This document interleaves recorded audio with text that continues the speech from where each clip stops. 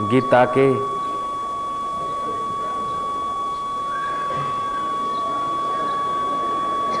5वें अध्याय में 3रे अध्याय में भगवान से अर्जुन ने प्रश्न किया है कि कर्म ठीक है कि कौन सा योग ठीक है। भगवान ने योगों की महिमा करते हुए उस वक्त कहा कि इस योग की अपेक्षा कर्म योग ठीक है, लेकिन 6ठे अध्याय में भगवान ने कहा सब योगों से ये जो है न आत्म योग ऊंचा है। योगिनाम अपि सर्वेषाम मद्गतेन अंतरात्मना। मेरा अगर अभिप्राय पूछता है तो उनकी कंपैरिजन में तो कर्म योग ठीक है, संसार की इच्छा और वासनाओं की कंपैरिजन में तो कर्म योग ठीक है, क्योंकि फल की इच्छा बिना का है। लेकिन इससे भी आत्म योग ऊंचा है। योगिनाम अपि सर्वेषाम, सब योगों में, लय योग, हठ योग, नादानुसंधान योग, ये तमाम योगों में योगिनाम अपि सर्वेषाम मद्गतेन अंतरात्मना, जो मदगत हो गया है और अंतरात्म भाव से करता और आकाश पाताल में नहीं, अपने आत्मा परमात्मा में ऐक्य करता है। योगिनाम अपि सर्वेषाम मद्गतेन अंतरात्मना श्रद्धावान भजते यो माम समय युक्तः तमोमतः। जो श्रद्धा से मुझे अंतरात्म भाव से भजता है वो सब योगियों में श्रेष्ठ है। संसारी स्वार्थी आदमियों से तो योगी श्रेष्ठ है और कर्मी जो श्रेष्ठ है, तपस्वी श्रेष्ठ है, तपस्वी से योगी श्रेष्ठ है, और योगियों में भी जो आत्मयोग करता है वो जल्दी मुझे पा लेता है, वो परम श्रेष्ठ है, क्योंकि उसे योग करते करते ही आनंद आने लगता है और बाहर का आनंद की आसक्ति हटने लगती है। योगिनाम अपि सर्वेषाम, बहुवचन है। योगिनाम अपि सर्वेषाम मद्गतेन अंतरात्मना श्रद्धावान भजते यो माम समय युक्ता तमोमता। कल रात्रि का श्लोक था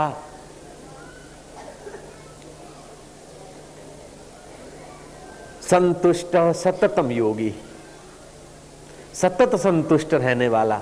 भोगी सतत संतुष्ट नहीं रह सकता, देवता सतत संतुष्ट नहीं रह सकता, गंधर्व सतत संतुष्ट नहीं रह सकता है, किन्नर सतत संतुष्ट नहीं रह सकता है, क्योंकि किन्नर नृत्य करेंगे, गंधर्व गान करेंगे, उतनी देर संतोष रहेगा, बाद में फिर देवता भोग भोगेंगे, संतोष रहेगा, बाद में पुण्य नाश हो जाएगा, फिर धनी धन देखेगा, थोड़ी देर संतोष, बाद में फिर सत्ता मिलेगी, सत्ता वाले को मिली उस देर थोड़ी देर संतोष, फिर बेचैनी चालू हो जाती।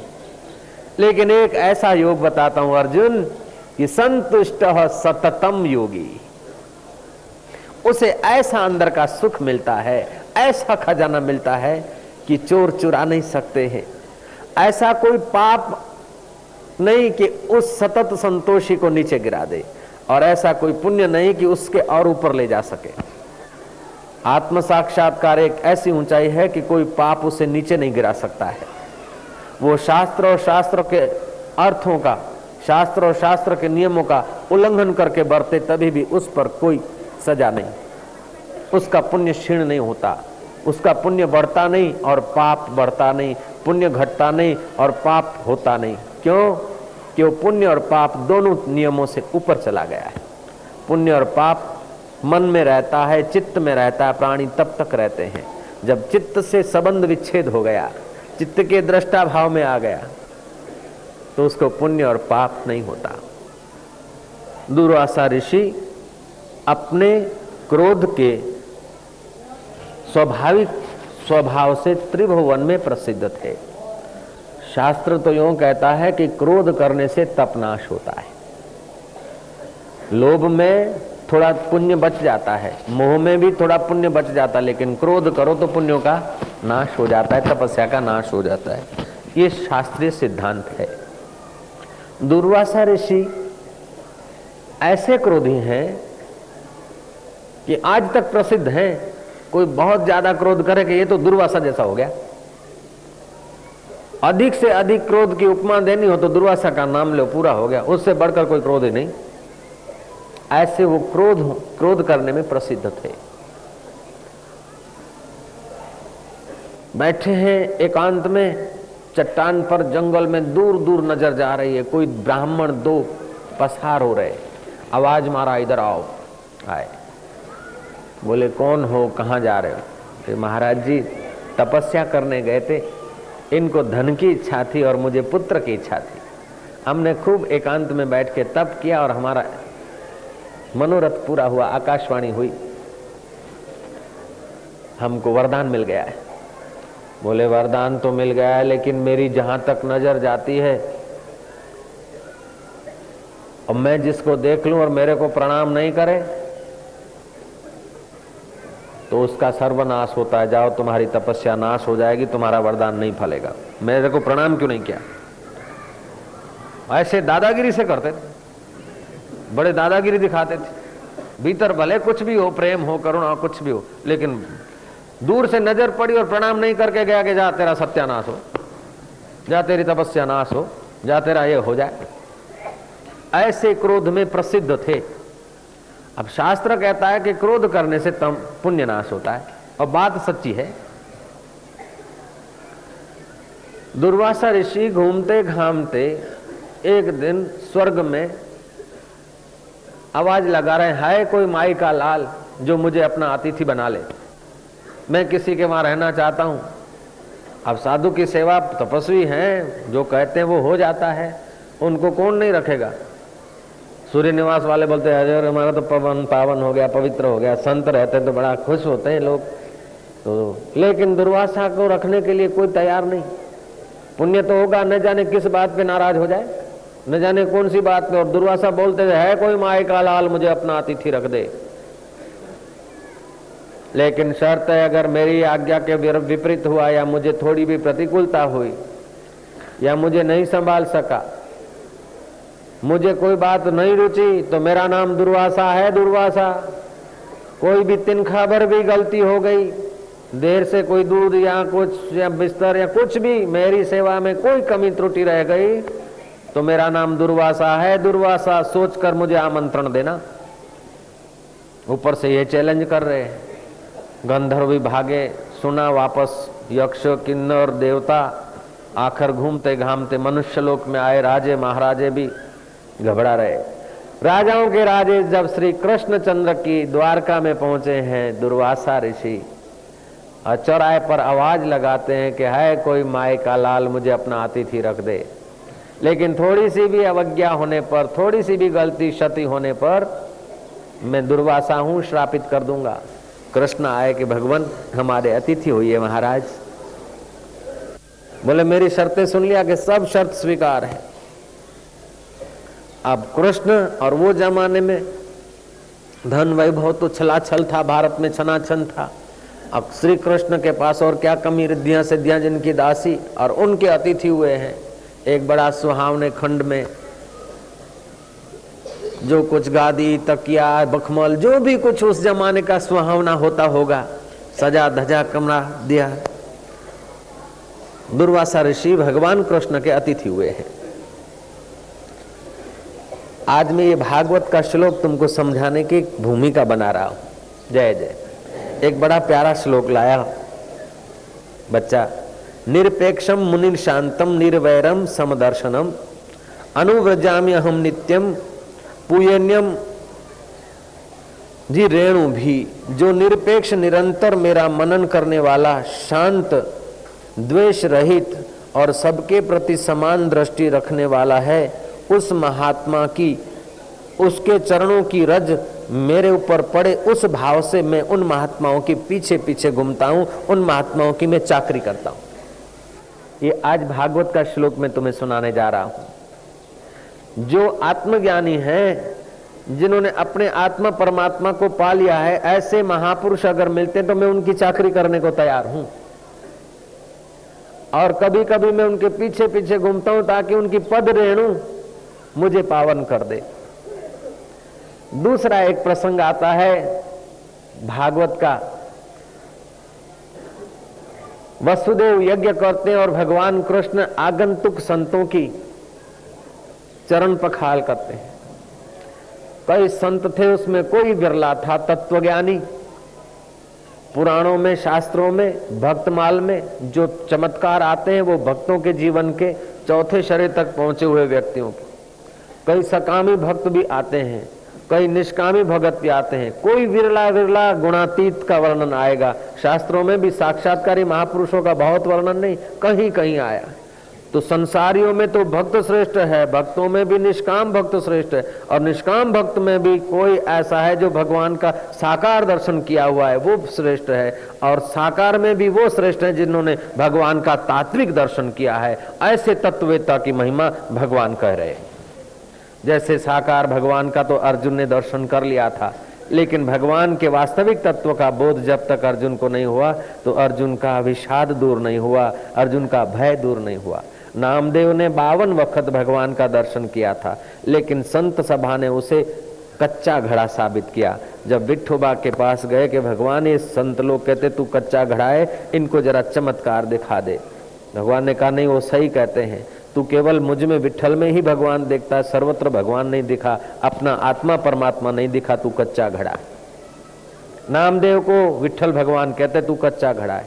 भगवान पक्का घड़ा कैसे होऊंगा कि खेचर नाम के महात्मा रहते हैं जंगल में, उनके पास जा और तत्व ज्ञान का उपदेश लेकर वास्तविक मेरे तत्व को जानेगा, तब तू पक्का घड़ा होगा। बोले भगवान फिर आप उपदेश दो कि मेरा उपदेश तेरे पर असर नहीं करेगा, क्योंकि अपना निकट का संबंध हो गया है, जो श्रद्धा और जो जिज्ञासा चाहिए वो तेरे में नहीं रहेगी। नामदेव चलता चलता वहां पहुंचा है तो एक खेचर नाम के महात्मा लेटे हुए हैं। सुबह तो हो गई है, 8-9 बज रहे हैं, वो महात्मा लेटे हैं योग निद्रा में। नामदेव ने देखा कि ये महात्मा अभी तक सोए हैं, आलसी, और जहां सोए हैं पास में भगवान शिव है। नामदेव ऐसा देखकर वापस जा रहे थे तो महात्मा ने कहा क्यों रे नामा, विठल ने भेजा है ना, विठोबा ने, भगवान ने भेजा है। बोले महाराज आप तो तनरी जानो मनरी जानो पर अटिकीकन सोया हो अंधाता। हम तो सुना के ब्रह्मज्ञानी जो हैं, जो संत लोग है, वो तो ब्रह्म मुहूर्त में उठते हैं। अब नामदेव को पता नहीं कि ब्रह्मवेता जब उठता है तभी ब्रह्म मुहूर्त माना जाता है। ब्रह्मवेता आत्मज्ञानी जब उठे तभी उसका ब्रह्म मुहूर्त है। तो ब्रह्मवेता सोते हुए भी नहीं सोता है, नींद में भी वो सजग रहता है अपने आत्मरस में। ऐसी ऊंची अवस्था आ जाती है। आप यात्रा करोगे फिर राज खुलता जाएगा। ये राज समझ में आता है, समझाया नहीं जाता पूरा। वो महात्मा शिव जी के बाण के तरफ पैर करके सोए। नामदेव ने कहा बाप जी, तो भगवान शिव रे माथे पग के राखे ने होता हो कि भाई बेटा देख, मैं बूढ़ा हो गया हूं, अब मेरे पैरों में ताकत नहीं कि मैं उठा के घुमा के रखूं। तू ऐसी जगह पर मेरे पैर रख दे जहां शिव न हो, जहां अशिव हो वहां मेरे पैर रख दे, जहां भगवान न हो वहां मेरे पैर रख दे। महात्मा ने तो योग बल से लीला की थी, उसको समझाना था सर्वत्र भगवान। नामदेव ने उठाए पैर, दूसरी जगह रखे, वहां शिवलिंग, तीसरी जगह रखे शिवलिंग, चौथी जगह घुमाता गया, पूरा अर्थ घूम गया, लेकिन जहां शिव वो महात्मा के चरण रखे तो शिवलिंग शिवलिंग। ओ नामदेव एकदम भाव में, प्रेम में आ गया, महात्मा के चरण उठा के अपने सिर पे रख दिए और महात्मा की चरण रज मिली। थोड़ी चित्त वृत्तियां शांत हुई, फिर महात्मा ने तत्व ज्ञान का उपदेश दिया। नामदेव ज्ञातज्ञ हो गया, सर्वत्र हरि का अनुभव करने लग गया। अब नामदेव को छूकर जो हवा आती है न, वो भी खुश खबरियां फैलाती है। नामदेव की आंखों से जो वेव्स टपकते हैं वो भी लोगों के दिल में आनंद और प्रेम छलका देते हैं, क्योंकि साक्षात्कार किया है नामदेव ने। अभी तक तो भगवान का दर्शन करके अपने दिल को खुश कर रहा था, लेकिन आज सर्वत्र भगवान का दर्शन करके उसकी निगाहों में ऐसा जादू आ गया कि जहां उसकी नजर पड़ती है वहां बस प्रेम और आनंद छलकने लगता है। हरि हरि ओ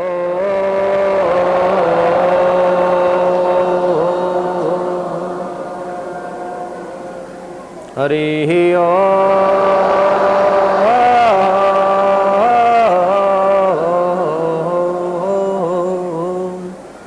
हरि ओ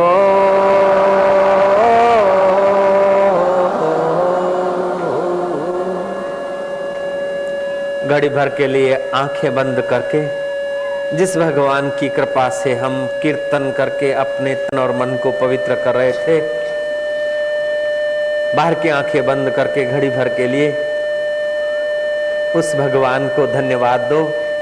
हे मेरे दिल में बैठे हुए ईश्वर, हे मेरे हृदय के मंदिर में बैठे हुए मेरे भगवान, तेरी जय हो। हे हृदय के भगवान, हे मेरे दिल में बैठे हुए भगवान, मंदिर भी तेरी कृपा से बन सकता है। अगर तू दिल में नहीं हो तो मंदिर कौन बनाएगा? तू हृदय मंदिर वाला भगवान नहीं है तो बाहर के भगवान की कौन सेवा करेगा? सच्चा भगवान, तू मेरे हृदय के पाप ताप को मिटा के, अभिमान को मिटा के अपनी प्रेमा भक्ति, अपनी ज्ञान की धारा दे दे प्रभु। गहरी शांति में डूब जाओ। जन्म जन्म के पाप मिट रहा है, जन्म जन्म की चिंता मिट रही है। पापी आदमी को सत्संग में बैठने की रुचि नहीं होवे। तुम्हारे पाप मिट गए, इसीलिए सत्संग में रुचि हो रही है। पाप मिट गए हैं, अब भगवान के तत्व का बोध हो जाए बस।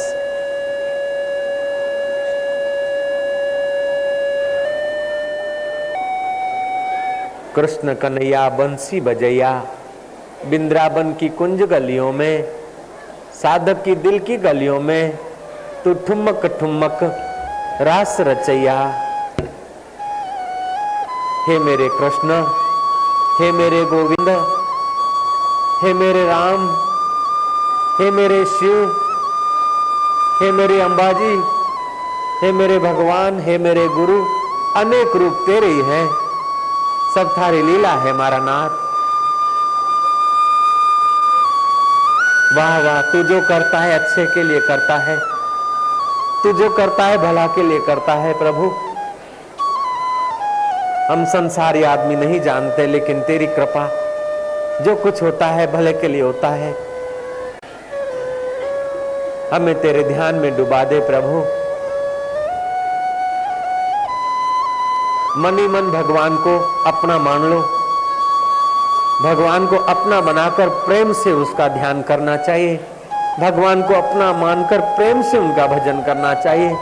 भगवान को अपना मानकर उनको अपनी बात सुनाना चाहिए। वो सुन सकता है।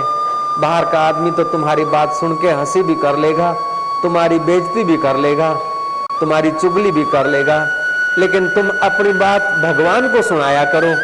तुम्हारे दिल में बैठा वो सुनता है, उसको सुनाया करो। और दूसरे दिन प्रभात को उसी का जवाब भी लिया कर, वो जवाब भी देता है। हे मेरे अंतर्यामी, हे योगियों की आत्मा, हे मीरा के कन्हैया, हे शबरी के राम, हे भक्तों के भगवान, हे महावीर की आत्मा, हे बुद्ध का बौद्धत्व, हे कबीर का अलख, हे शंकराचार्य के ब्रह्म, तू अनेक में एक का एक सनातन है, जिसने तेरे को पा लिया। नमो अरिहंता नाम, नमो सिद्धा नाम। जिन्होंने तुझे पा लिया है, ऐसे बुद्ध पुरुष, अरिहंत और सिद्ध जो है, उनको हमारे प्रणाम हो। उन ज्ञानवानों को हमारे हजार हजार प्रणाम हो, जिनके हृदय में तू प्रकट होता है। देह छता जेनी दशा वर्ते देहातीत, ते ज्ञानी ना चरणमा हो वंदन अगणित। राजचंद्र ने ठीक कहा है, जो देह में रहते हुए भी देह से परे अपने आत्मा में विराजता है, सनातन तत्व में, ऐसे महापुरुष को हमारे हजार हजार प्रणाम हो। भगवान कृष्ण ऋषियों को कहते हैं, मंदिर की पूजा, मस्जिदों की पूजा, गिरजाघरों की पूजा करने से थोड़ा पुण्य होता है, लेकिन हृदय का अज्ञान नहीं जाता है। तुम्हारे जैसे आत्मज्ञानी महापुरुषों का एक मुहूर्त का सत्संग भी न जाने कितना ज्ञान का खजाना भर देता है। हृदय का अज्ञान निवृत्त हो जाता है। इसलिए ऋषिवर, मुझे पग धोने दो। जिनका चिंतन और ध्यान करके दुनियादार पवित्र होते हैं, वे भगवान ऋषि के पैर धोने में संकोच नहीं करते हैं। क्या भगवान की उदारता है, क्या भगवान का जगत वात्सल्य है। ऐसे ही दुर्वासा ऋषि को भगवान विष्णु ने अपना अतिथि रखा है, और दुर्वासा को तो कुछ न कुछ पैदा करना था, बहाना। दुर्वासा जीमने बैठे, 2 ग्रास खाए, उठ के चल दिए। दूसरे दिन जीमने बैठे तो 4 आदमी का खा गए। मैं जीमूंगा ऐसा सोच बोल के जाते, मैं नहा के अभी आया कह के जाते और नहाते नहाते शाम हो जाती है और फिर चले जाते दूसरे जगह। 2 दिन तक नहीं आते। कभी आते तो 10 साधु लेकर आते हैं। जीमने बैठे और साधुओं को अगर पूरा नहीं मिलता तो गुस्सा करके नाराज हो जाए। लेकिन भगवान कृष्ण ने अपनी रिद्धि सिद्धि के बल से, अपनी प्रेमा भक्ति के बल से, अपने संत की मूल्य बढ़ाने के भाव से भगवान सब तैयार रखते थे। दुर्वासा ने देखा कि कोई पकड़ में नहीं आ रहे, तो कभी खाते खाते उठ जाए, कभी खाने को मंगावे और मुंह घुमा के बैठ जावे, सब अंगड़ाइयां करे। लेकिन भगवान सब अंगड़ाइयां सहते हुए भी दुख नहीं करते। भगवान क्रोध नहीं करते, दुख नहीं होते, मुस्कुराते। जीसस कभी हंसे नहीं और कृष्ण कभी रोए नहीं। जिंदगी में जीसस बेचारे हंसे नहीं और कृष्ण कभी रोए नहीं। सदा देखो तो बंसी बज रही है, पूतना जहर पिलाते तभी भी मुस्कुरा रहे हैं, यशोदा बांधती है तभी भी मुस्कुरा रहे हैं, और प्रभावती हाथ पकड़ के घसीटती ले जा रही है तभी भी मुस्कुरा रहे हैं।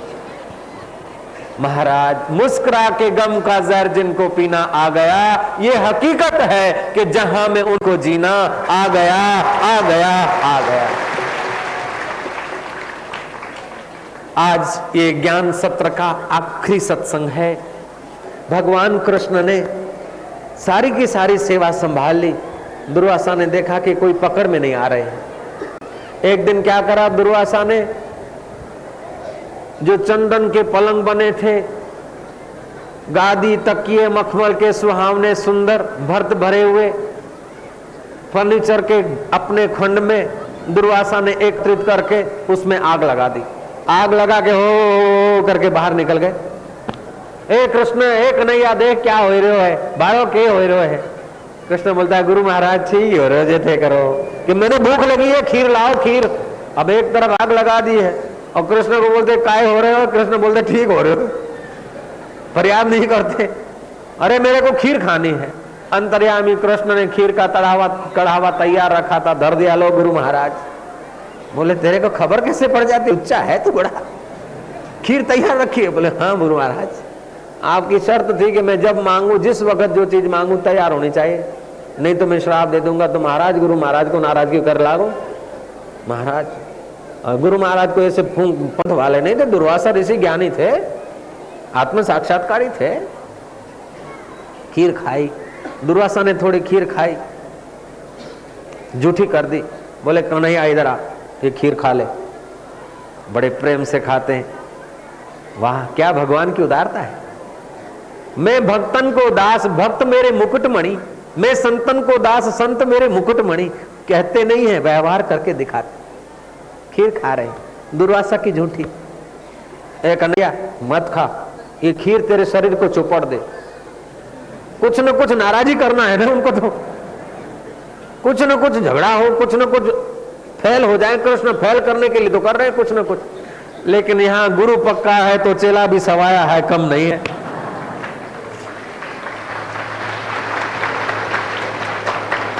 अरे ए कन्हैया ये खीर तू चुपड़ ले। कन्हैया ने बड़े प्रेम से खीर चुपड़ ली, झूठी गुरुजी की है लेकिन चुपड़ ली। ओ रुक्मणी खड़ी खड़ी हंस रही है कि गुरु भी तो पक्के हैं लेकिन मेरे प्रभु भी कच्चे नहीं है, बड़े नटखटिए हैं। दुर्वासा की नजर पड़ गई, वो हंसी रही है बाई है। बोले तू हंस, दांत काढ़े, इधर आ। वो आई, उसको चोटलो पकड़ो। चोटला पकड़ के अपने हाथ से वो जो जूठी खीर थी ना, रुक्मणी के मुंह पर बना दिया हनुमान जी का भाई बंद, हनुमान जी की मित्र बना दी, बस चुपड़ दी। अब अपने सामने अपनी लुगाई को कोई झूठी खीर चुपड़े, महाराज खून गर्म होना चाहिए, कुछ न कुछ तो होना चाहिए, भड़कना चाहिए। लेकिन भड़कने की जगह पर कृष्ण थे नहीं। कृष्ण सब में एक और एक में सब देखने वाले थे। जब चाहे तब भड़क सकते हैं, जब चाहे तो क्षमा कर सकते हैं, प्रेम कर सकते हैं। कहां भड़कना, ये अक्ल नहीं चाहिए। जय जय। हमें क्रोध आता है ना, जब क्रोध आता है तो हमें अंधा कर देता है, काम आता है तो अंधा कर देता है। लेकिन ज्ञानी जब जरूरत पड़ती तो क्रोध का उपयोग करता है। ज्ञानी में अज्ञानी में इतना फासला है कि जिसको आत्मरस मिला है वो जिस वक्त जिस चीज की जरूरत पड़ी उसका उपयोग करेगा, और जिसको आत्मज्ञान नहीं है, सत्संग नहीं है, तो जैसा विकार आया वो ऐसा गिर जाएगा। तो विकार हमको पकड़ के नचाएं तो हम हो गए दास, लेकिन विकारों का हम उपयोग करें तो हम हो गए स्वामी। इसलिए साधु को स्वामी बोलते। स्वामी का मतलब लाल कपड़े नहीं, स्वामी का मतलब है विकारों पर हुक्म चलाने वाले के रास्ते पर है, या विकारों पर हुक्म चला सकता है, उसका नाम स्वामी है। कबीर जी ने बहुत सुंदर बात कही। कबीर जी कहते हैं कि जोगी जगत का गुरु होता है, लेकिन कैसा कि जो जगत की इच्छा छोड़ दे, जगत की चापलूसी छोड़ दे, जगत के विकारों में न गिरे। कबीर कहते हैं जोगी जगत का गुरु होता है। अगर ऐसा नहीं है तो जगत उसका गुरु बन जाता है और वो जगत की खुशामत वाला हो जाएगा। कबीरा जोगी जगत गुरु, तजे जगत की आश, जो जग की आशा करे तो जग गुरु और वो दास। तो भगवान कृष्ण तो जगत गुरु है। वंदे कृष्णम जगत गुरु। आखिर दुआसा प्रसन्न हुए हैं और कृष्ण को बोलते हैं कि कृष्ण तूने खीर सारे शरीर को तो लगाई, लेकिन भैया पैर को क्यों नहीं लगाई, पैरों को क्यों नहीं लगाई, पैर कच्चे रह गए, ये सारा शरीर वज्र काय हो गया। कृष्ण ये तूने गलती की। रुक्मिणी पर कृपा करके दुर्वासा ने उन्हें आशीर्वाद दे दिया और दुर्वासा ने कहा कि कृष्ण तूने मेरे को खुश रखा है तो तेरा नाम लेंगे वे लोग भी खुश हो जाएंगे। तूने मेरा आदर किया है,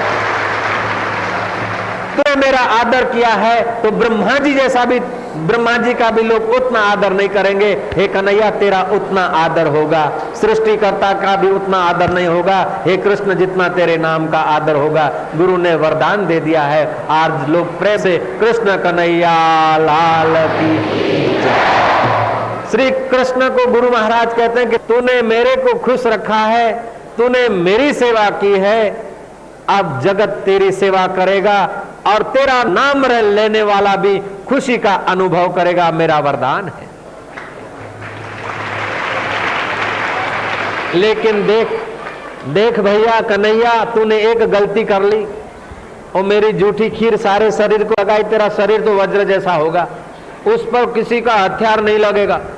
मेरी खीर तूने लगाई, मेरी आज्ञा का पालन किया, तेरा शरीर तो वज्र का हुआ, लेकिन भैया तूने एक गलती किया, पैरों के तले क्यों नहीं लगाई, पैरों का तल्ला तेरा कच्चा रह जाएगा, उसको ख्याल रखना, बाकी शरीर वज्र जैसा हो जाएगा। वह भी ऐसा कि पारधी का बाण पैरों तले लगा, और जगह लगता तो फैल हो जाता। आपने देखा होगा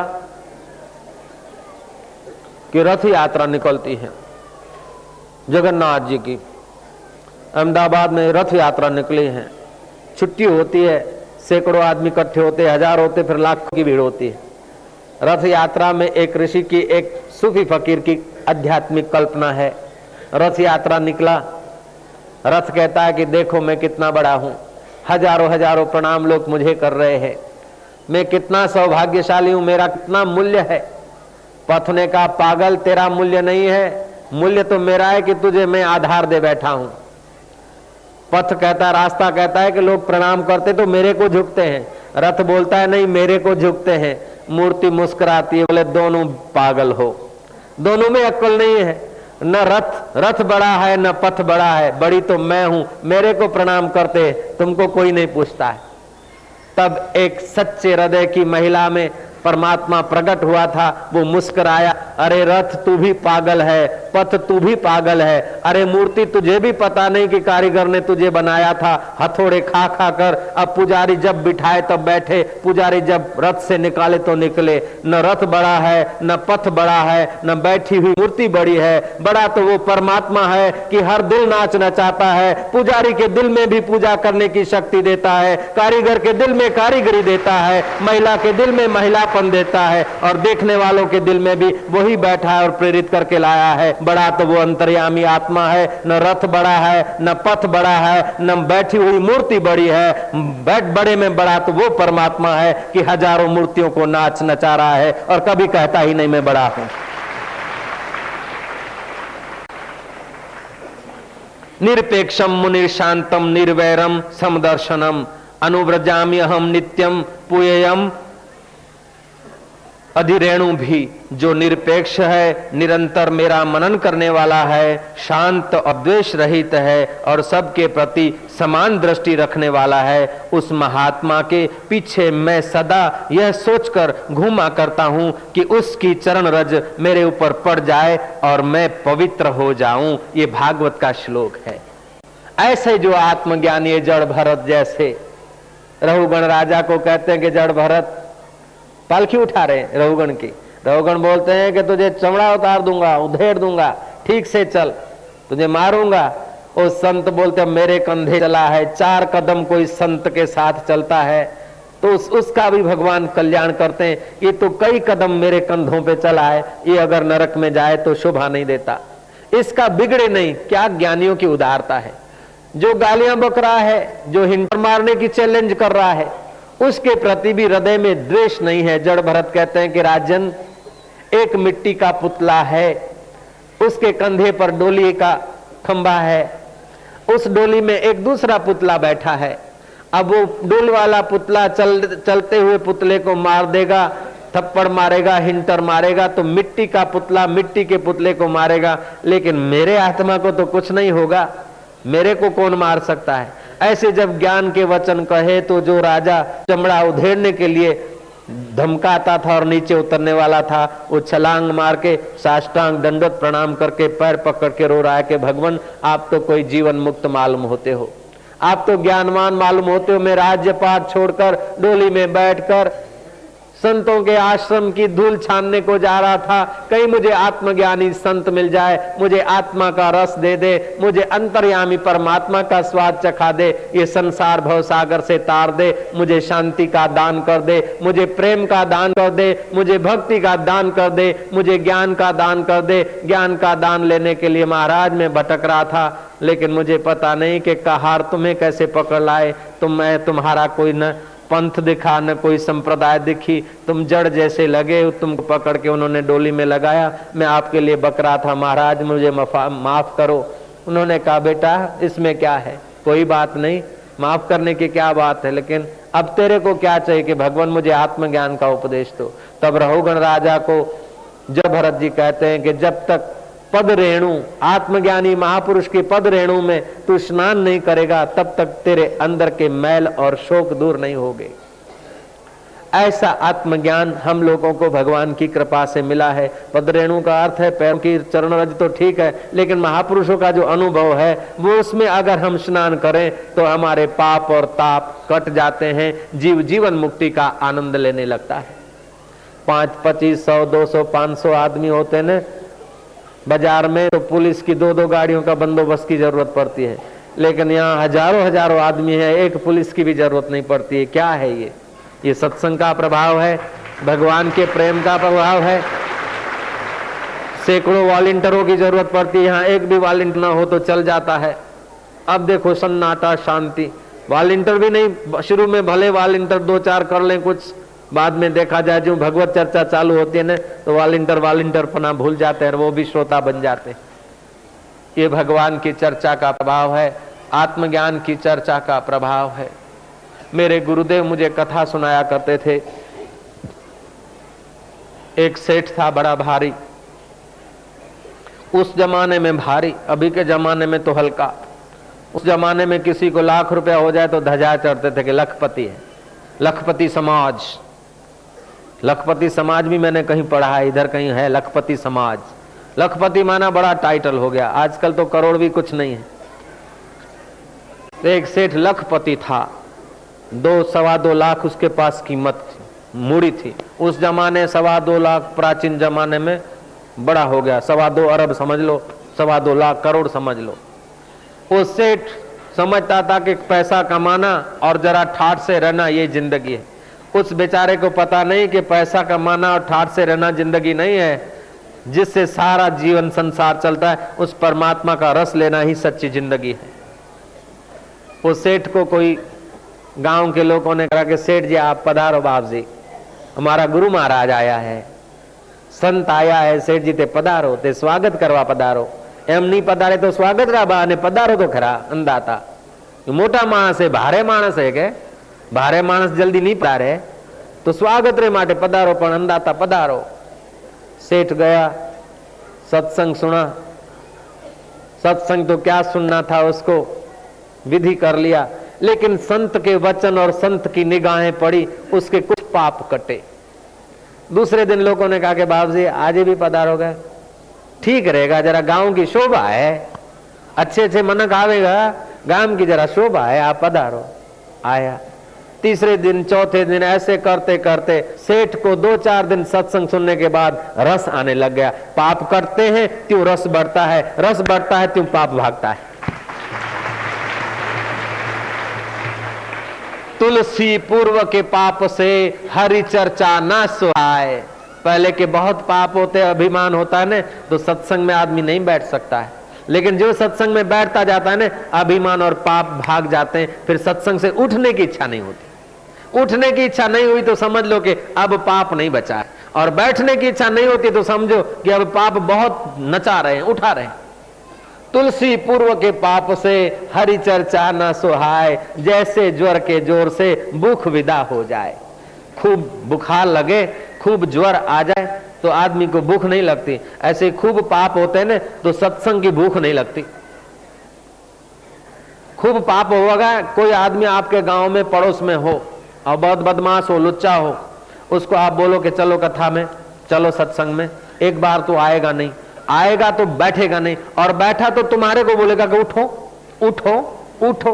उसका कसूर नहीं, वो पाप उसको छलाछल करा रहे, वो बताओ बताओ बताओ बताओ, क्योंकि ओठे जानो, अरे ओठे तो 40 साल रहा, क्या मिला तेरे को? बाजार जानो है, ओठे जानो है, ओठे करनो, सारी जिंदगी ओठे वोठे करी तो क्या मिला तेनो भाया? काऊ मिलो था ने?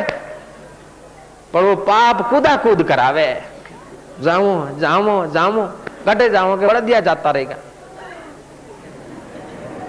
बस जाती रहेगा, ओटे जाओ ओटे जाओ, अरे अटे जा, ओटे ओटे कतो जाएगा, अटे जा भाया। तुलसी पूर्व के पाप से हरि चर्चा ना सुहाए। पहले के जो पाप जोरदार पड़े न तो उसको सत्संग में रुचि नहीं होती। जिसके पुण्य है न वो तो सत्संग का नाम सुनेगा, कथा का नाम सुनेगा न, भागेगा। जिसका पुण्य है उसको सत्संग में, संत दर्शन में, भगवान के वचनों में, भगवत शास्त्रों में, वेदांत में, सनातन सत्य की बातों में उसको आनंद आएगा। लेकिन जिसको मत पंथ होगा, आग्रह होगा, बोलेगा ये ठीक नहीं, वो ठीक नहीं, वो ठीक नहीं। अरे सबके अंदर जो ठीक बेठीक को देखने वाला है वो भगवान के ओर देख। तू दुनिया में पाप देखने को आया क्या? बुरा देखने की बजाय भला देखना अच्छा है, और भला देखने की अच्छा भगवान दूसरे के अंदर देखना अच्छा है, और भगवान देखने की वजह से अपने हृदय में भगवान देखना अच्छा है, और अपने हृदय में भगवान देखने की वजह सर्वत्र भगवान देखना बढ़िया बात है।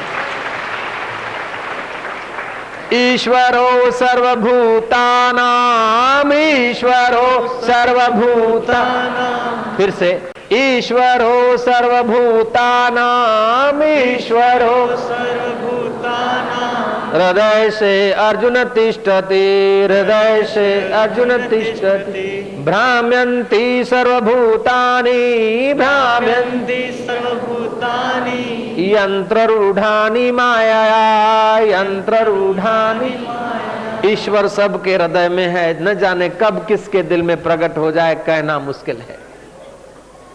रोहिदास चमार के दिल में भी प्रकट हो सकता है, सदना कसाई के दिल में भी प्रकट हो सकता है। कल मैंने बिल्व मंगल की कथा सुनाई थी कि वो चिंतामणि के हृदय से भी प्रकट होकर बिल्व मंगल को संत सूरदास के रूप में बदल दिया उसने। ईश्वर तो सबके हृदय में है। तो हम संसार में दोष देखने के लिए हमारा अवतार नहीं हुआ। दोष देखने की बजाय गुण देखें, गुण देखने की बजाय उसमें भगवान देखें, और भगवान देखने की बजाय अपने में भी भगवान देखें, और अपने में ही भगवान देखने की बजाय सब में भगवान देखें। जो दुख में दुखी और सुख में सुखी हो जावे वो लोहे जैसा है, लोहे जैसी कीमत है उसकी। जो दुख पड़ा तो दुखी हो गया, जरा सा दुख आया कि आए रे बाबा रे मैं तो मरी गया रे, बाप जी मैं तो मरी गया रे, ओए बाप जी रे, खाटा उगरा आवे, खाटा उड़का आवे। अरे खाटा उड़का आवे तो मरी गया कौन सोचो, मरी गया सोचो तो खावा पचे नहीं और फिर खाटा ओडकार वधे। खाटा ओडकार क्यों आवे? एसिडिटी हुए, पहले का खाया पचाया नहीं और ऊपर से दूसरा खाया, ऐसा बचपन में किया है तो फिर आगे चल के खाटा ओडकार होगा, छाती जलेगा कि बाप जी अबे कहूं करा, मरा मैं तो कहूं करा। एसिडिटी हुई है कि डॉक्टरों के पास दवा नहीं है एसिडिटी की, लेकिन मैं बताता हूं ऐसा तुम करोगे ना एसिडिटी भाग जाएगा। एक किलो पानी, उनमें थोड़ा नमक छोड़ दो, आधा तोला 1 तोला, फिर पंजों के बल से बैठ जाओ और गुनगुना पानी पी लो। इतना पी लो कि तुम्हारे को भर जाए, 1 किलो 1.5 किलो जितना पी सको। फिर दातुन डाल के, ब्रश डाल के, उंगली डाल के उसका वमन कर दो खाली पेट। हफ्ता में 1 दिन करो तो जो छाती जलती होगी, हाजमा खराब होगा, एसिडिटी होगी, कईयों का छाती बढ़ती है और डकार आते, खट्टे डकार खराब है, वो जहर है। तो अठवाड़े में, हफ्ता में 1 दिन ऐसा वमन कर ले, एसिडिटी, खट्टे डकार, ये सब दूर हो जाएगा। दूसरा जल नीति होती है। आंख की 64 छोटी मोटी बीमारियां, कान की 32 बीमारियां, गला की बीमारियां, नीचे की, ऐसे कुल मिलाकर 1500 छोटी मोटी बीमारियों को फायदा करता है वो जल नीति। खर्च कुछ भी नहीं। आज का जमाना कहता है कि आंख का इलाज करना है तो आंख के स्पेशलिस्ट के पास जाओ, कपड़ा फाड़ के फिर सी लो, तभी भी उसमें डोरा तोड़ के गांठ बांध लो, गांठ तो रह जाती ना। ऐसे ही जो ऑपरेशन करके आदमी ठीक हो जाते हैं तभी भी कुछ तो रह जाता है, कटाकटी का सांधा। एक ऐसा तरीका था प्राचीन भारत में कि आंख का ऑपरेशन करने की जरूरत ही नहीं पड़ेगी, आपको भी नहीं पड़ेगी। मैं बता देता हूं, हमारे मस्तिष्क में, अब देखो ये तत्व ज्ञान की कथा करते करते तुम्हारे इस आंख को भी, अगली आंख को तो ठीक करना है अंदर की, लेकिन इसकी आंख को ठीक करने की बात भी आ रही है कथा में।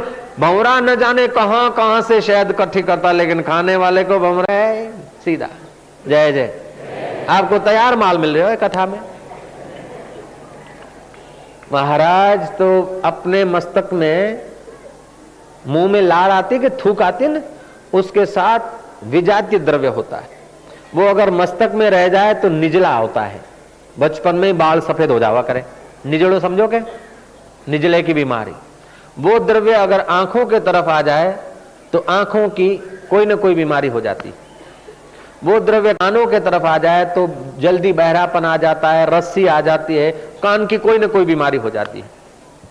वही द्रव्य अगर नाक के तरफ आ जाए तो थोड़ी सी ठंडी में नाक से गंगा जमुना बहेगी, थोड़ी सी सर्द गर्मी हुई तो नाकोड़ी फूटेगी,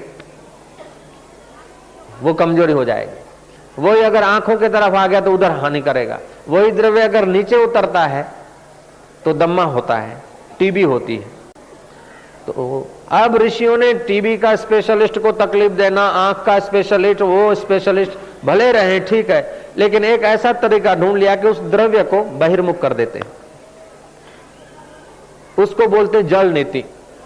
1 महीना में 5 नया पैसा खर्च होता है, ज्यादा, इतना सारा खर्च होएगा 1 महीना में 5 नया पैसा खर्च होगा। और ये 1500 बीमारियों में का जो बीज है वो भाग जाएगा बाहर, उसको बोलते जल नीति। ये जल नीति की बात मेरे गुरु महाराज ने अजमेर में कथा किया था, उसमें लोगों को बता दिया। पढ़े लिखे लोग थे तो वो लोग करने लग गए। तो दूसरे तीसरे साल बाबा जी गए अजमेर, तो लोगों ने बाबा जी के स्वागत में फल फूल तो रखे, लेकिन एक बड़ा बक्सा रखा, ट्रंक। बाबा जी ने कहा हम नहीं लेते ये सब नाटा वाटा। बोले बाबा जी ये तो आपको लेना पड़ेगा। बोले नहीं लेते, क्या है? खोलो। खोले तो पुराने चश्मे, कोई 1 नंबर, कोई 2 नंबर, कोई 15 माइनस, कोई 10 माइनस, कोई 12, ऐसे सब। बाबा ने कहा ये सब पुराने चश्मे कहां से लाए? बोले गुरु महाराज 3 साल पहले आप बता के गए थे कथा में, वो भगवान की कथा करते करते आंखों की कथा बताई थी गुरु महाराज आपने, वो आंखों की कथा हमने पचा ली है। और हम जड़ नीति करते थे तो हमारे माइनस घटे, फिर नंबर घटे, अब चश्मों की जरूरत नहीं। देखो हम कैसे हो गए बाबा जी। दिखता है, पढ़ भी सकते हैं, रात को भी दिखता है, दूर दूर का भी दिखता है बाबा जी। नहीं तो दूर का नहीं दिखता था, कभी रात को नहीं दिखता था, छोटे अक्षर नहीं दिखते थे, लेकिन जल नीति चालू कर दिया, ये दूर हो गया। तो मैंने आज बच्चों को कहलवाया था कि यहाँ के कुछ लोगों को जल नीति सिखा दो, फिर वो दूसरे भाइयों को सिखाएंगे, ताकि लोगों को बीमारियां तकलीफें कम हुआ करे। परदेश के लोग दान देवे 40 रुपया, तब इधर कैंप होते हैं आंखों के, 60 रुपया एक आदमी के पीछे दान देवे परदेश के लोग। उनके दान के पैसों से अपने आंख तो अपनी चिराते हैं, पैसे उनके हैं लेकिन आंख तो अपनी चिरानी पड़ेगा। रोटी तो उनकी है लेकिन पेट तो अपना बिगड़े। जय जय। रोटी तो बारातियों की है लेकिन जितनी जरूरत है उतनी खा, एक ग्रास कम खा। बारात का माल है तो ज्यादा खाया तो फिर रात को फिर छाती तपेगी। स्टेशन के उस पार आवाज सुनाई पड़े।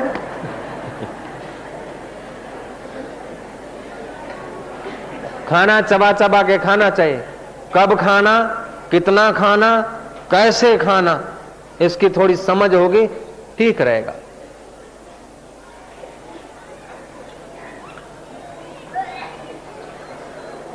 पैर गरम, पेट नरम, सिर ठंडा, आए हकीम तुम्हारो डंडा। और हकीम कह दे तू बीमार है तो बोले चल चल भैया आराम करो।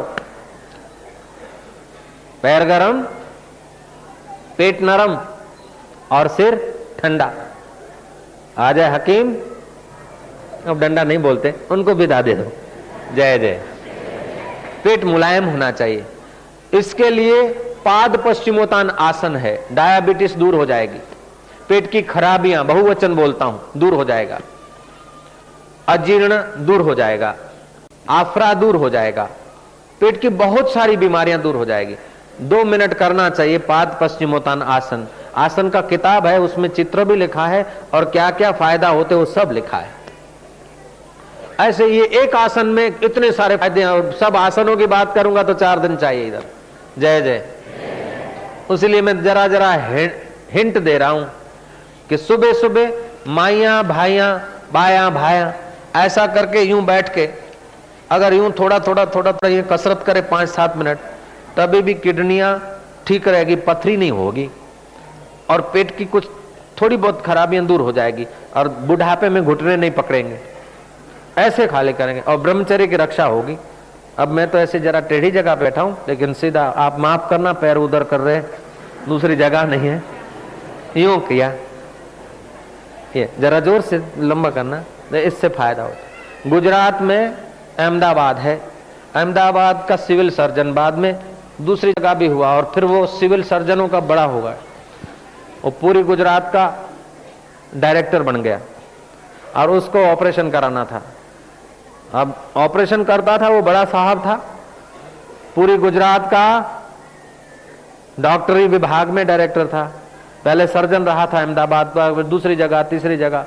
इंदिरा जी आई थी तो उसके साथ साथ वो ही रहे थे, इतना बड़ा डॉक्टर। जय जय। वो आए मेरे पास, स्वामी जी वो जरा ऐसा हो गया, ऐसा हो गया, ऑपरेशन कराना है। मैं क्या तुम इतना बड़ा डॉक्टर हो के भी अब पेट चिराओगे? मुफ्त में चीर लेंगे कोई बात नहीं, लेकिन सांधा हुआ कपड़ा की कीमत उतनी नहीं होती। जय जय।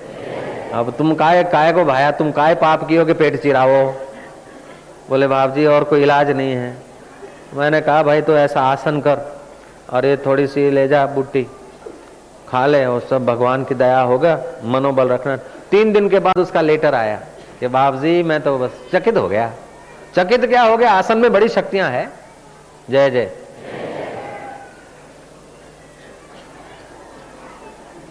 तो मैं तो चाहता था कि बाया को भी कोई बाया आसन सिखा देवे ताकि वो बाया भी तंदुरुस्त रहा करें। और आसन नहीं तो ये तुम बाया कर सकती है, ये पैर पे पैर रख के, ये फिर ये, इससे भी पेट की तमाम खराबियां कम होती। दूसरा है पैर के अंगूठे पकड़ के घुटनों के बीच सिर लगाए। पहले दिन 2 दिन जरा अच्छा नहीं लगेगा, लेकिन 3 मिनट रोज कर देवे महाराज, इसके इतने लाभ हैं कि मैं बोलने बैठूं ने तो 4 दिन चाहिए, इतने लाभ हैं। शीर्षासन आधा घंटा करो, उससे जो लाभ होता है उससे भी इसमें ज्यादा लाभ होता है। तो जाड़ा मोटा होने से आदमी पहलवान नहीं होता, जाड़ा होने से ताकत नहीं होती। अपनी जो रगा है ना, रगा नसा, रगा रगा क्या हुआ करे के, ये रगे हैं, रगों में ताकत चाहिए। ये आसन करने से, कसरत करने से तो मांसपेशियां बढ़ती, दंड बैठक करने से गामा पहलवान बुढ़ापे में मक्खी भी नहीं दौड़ा सकते थे, इतने लाचार हो गए। तो उससे तो पहलवाना हो, मोटा होता है। मोटा होने से आदमी मजबूत नहीं होता। आसन करने से अपनी जो शक्तियां हैं वो, चलते चलते गिर पड़े, फ्रैक्चर हो गया। खूब खांडा खाओ, खूब नमक खाओ तो हड्डियां कमजोर हुआ करे, और पैर गिर गया, मोच आ गई, फ्रैक्चर हो गया। जरा सा ये हो गया, फ्रैक्चर हो गया कि हड्डियां है कि प्लास्टिक की रबर है। जय जय। तो कब खाएं, कितना खाएं, कैसे खाएं? जो पचता नहीं हो, जो रुचता नहीं हो, जो पचता नहीं हो, उसको न खाएं। लेकिन जो रुचता हो और पचता न हो, उसको भी ढंग से खाएं और थोड़ा खाएं। लेकिन जो महाराज रुचता नहीं है लेकिन शरीर के लिए अच्छा है और पचता है, उसको चाह से खाएं। और जो रुचता है उसको संभाल के खाएं। जो रुचता है तो जल्दी जल्दी खाओगा, ज्यादा खाओगा, जल्दी जल्दी खाओगा, ज्यादा खाओगा तो फिर करेगा ओ, वो अंदर परेशान खाना होएगा, खाना परेशान होएगा, इसलिए रोएगा। वो अंदर पेट में बैठा बैठा भोजन रोता है, ओ ओ। मधुर मधुर नाम हरि, ओम पावन पावन नाम हरि।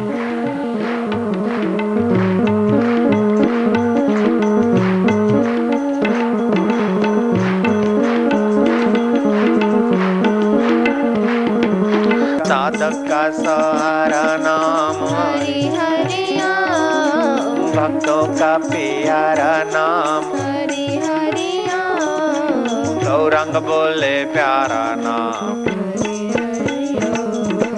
हरि का किनारा नाम हरि हरि। मंगल मंगल नाम हरि हरि, ओम पावन पावन नाम हरि हरि, ओम पावन पावन नाम हरि हरि, मंगल मंगल नाम हरि हरि।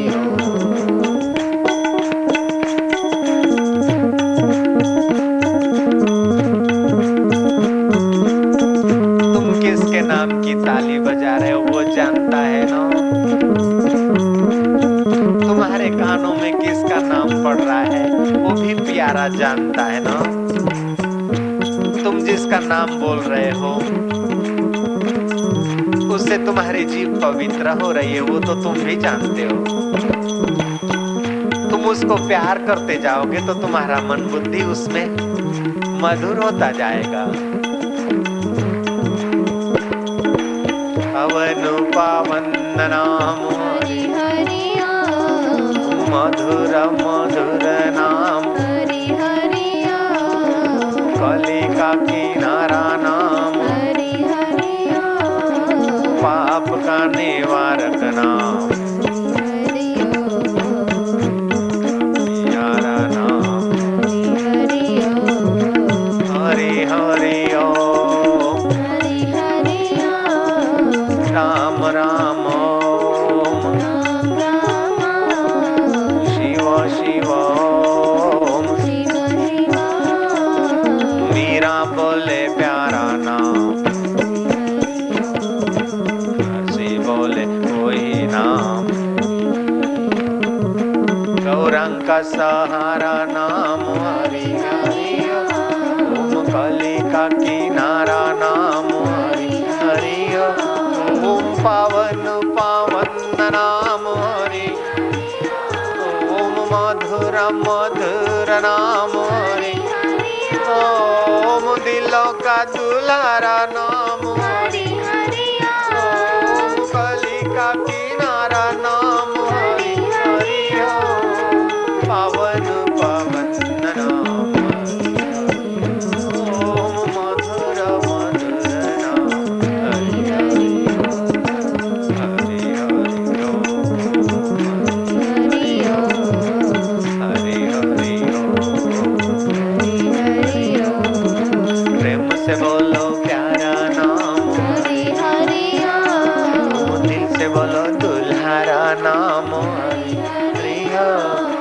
कली का किनारा नाम,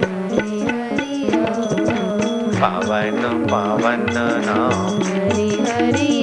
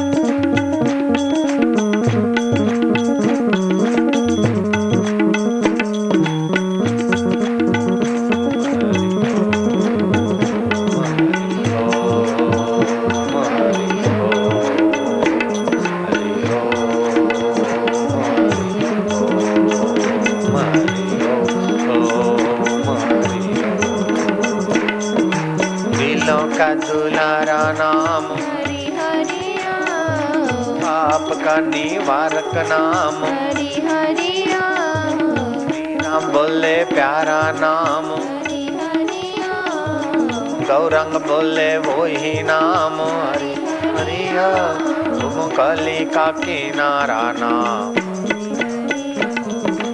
पावन पावन नाम, मधुर नाम, मधुर मधुर नाम। हरि पावन पावन नाम। हरि ओम पावन पावन नाम। हरि हरि मधुर मधुर नाम। हरि ओम पावन पावन नाम। हरि हरि मीरा मेवाड़ में नाची, गौरांग बंगाल में गुनगुनाए, तुकाराम महाराष्ट्र में नाचे, तो तुम उज्जैनी में गुनगुनाओ।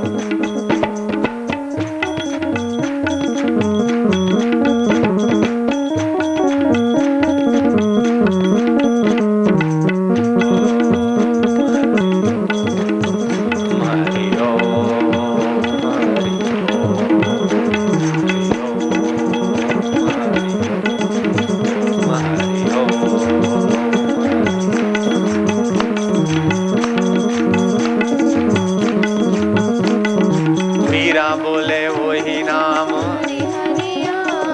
नरसिंह मेहता बोले नाम, गौरांग को गूंजे नाम,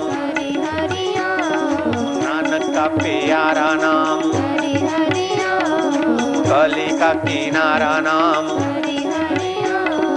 पावन पावन नाम, मधुर मधुर नाम। तुम्हारी रग रग पावन हो रही है, तुम्हारा रक्त का कण कण पवित्र हो रहा है।